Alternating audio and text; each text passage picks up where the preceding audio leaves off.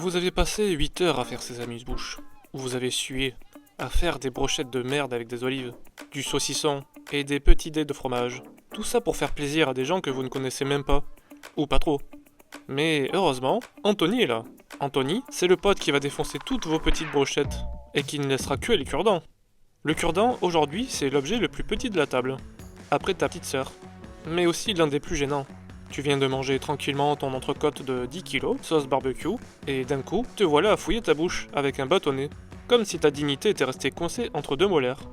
Et pourtant, ce mini bout de bois a une histoire aussi gigantesque que la stupidité de ton cousin Timéo à 14 ans. Parce que le cure-dent, ce n'est pas juste un accessoire dégueu de fin de repas.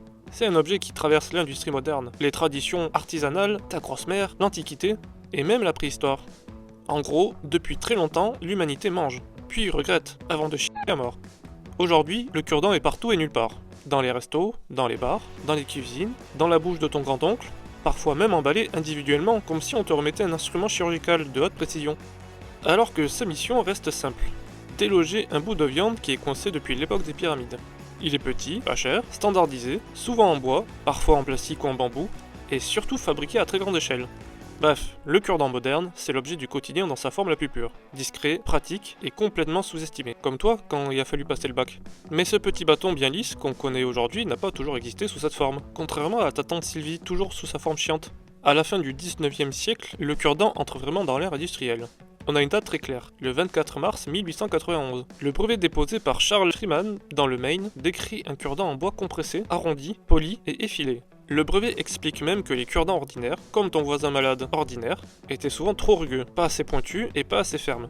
L'idée c'est donc d'obtenir un cure-dent plus dur, plus lisse et plus efficace. Autrement dit, l'humanité s'est dit très sérieusement, il nous faut une meilleure version du petit bâton à dents. Et ce n'est pas sorti de nulle part, comme ta bonne réponse à la question de la prof de maths, cette grande folle. Dans son brevet, Freeman renvoie lui-même à un brevet antérieur, accordé le 27 février 1887, consacré au mécanisme permettant de polir, comprimer et arrondir les cure-dents. Donc d'abord la machine en 1887, puis l'objet manufacturé bien défini en 1891. À la même époque, aux États-Unis, un homme joue un rôle clé dans la diffusion du cure-dent jetable, Charles Forster, entrepreneur de Boston. Son nom revient sans cesse dans l'histoire du cure-dent industriel américain, comme tes problèmes qui passent leur temps à revenir, ces sales enculés. Le point important, c'est qu'il n'invente pas le cure-dent. En revanche, il aide à en faire un produit de grande consommation.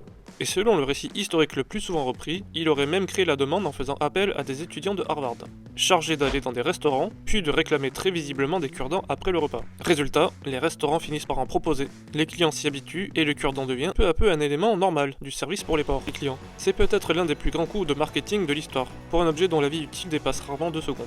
Mais avant les usines américaines qui font de la grosse fumée noire pas belle, il y a déjà une vraie tradition artisanale du cure-dent en Europe.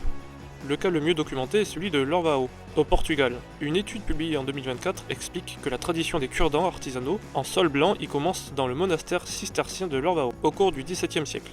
Ensuite, après la suppression des ordres monastiques en 1834, les habitants de Lorvao poursuivent cette fabrication. Et la localité devient plus tard le principal centre portugais de l'industrie du cure-dent, parce qu'on n'arrête pas de se coincer des merdes entre les dents. En remontant encore, on découvre que le cure-dent n'a pas toujours été inconsommable en vrac dans ton vieux tiroir poussiéreux. Dans l'Antiquité, on peut aussi être un objet personnel raffiné. Le British Museum conserve par exemple un objet romano-britannique en argent. Décrit comme un probable outil combinant cure-dent et cure-oreille, c'était peut-être pas une super idée de mélanger ce qui vient des oreilles et de la bouche. Surtout, fin de soirée au bon.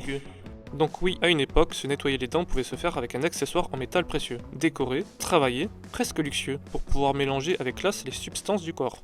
Une étude publiée en 2013 dans PLOS ONE analyse un spécimen néandertalien de Cova Forada, en Espagne, et décrit des marques compatibles avec l'usage répété d'un petit outil glissé entre les dents. Les auteurs interprètent cela comme du tooth-picking, autrement dit un geste de type cure-dent, probablement lié à une gêne ou à un problème gingival. Comme quoi certaines technologies humaines sont nées d'un besoin très simple, comme le besoin de s'enlever le bout de mammouth qui moisit au fond de la bouche. Et le plus fou, c'est qu'on peut remonter encore plus loin que Néandertal. La littérature scientifique sur les rainures interdentaires rappelle que ce type de trace a été signalé sur des hominines beaucoup plus anciens, avec des références allant jusqu'au début du genre Homo, autour de 1,84 million d'années. Ce n'est pas la preuve d'un cure-dent moderne, mais la preuve possible d'un geste répété de nettoyage ou de soulagement entre les dents à l'aide d'un petit objet. Donc, si on résume toute l'histoire, des humains très anciens avaient déjà compris un principe essentiel. Quand il y a un truc coincé dans la bouche, il faut bien aller le chercher. Donc, la prochaine fois que tu trifouilles la jungle qui te sert de bouche, tu pourras penser à la prof de maths,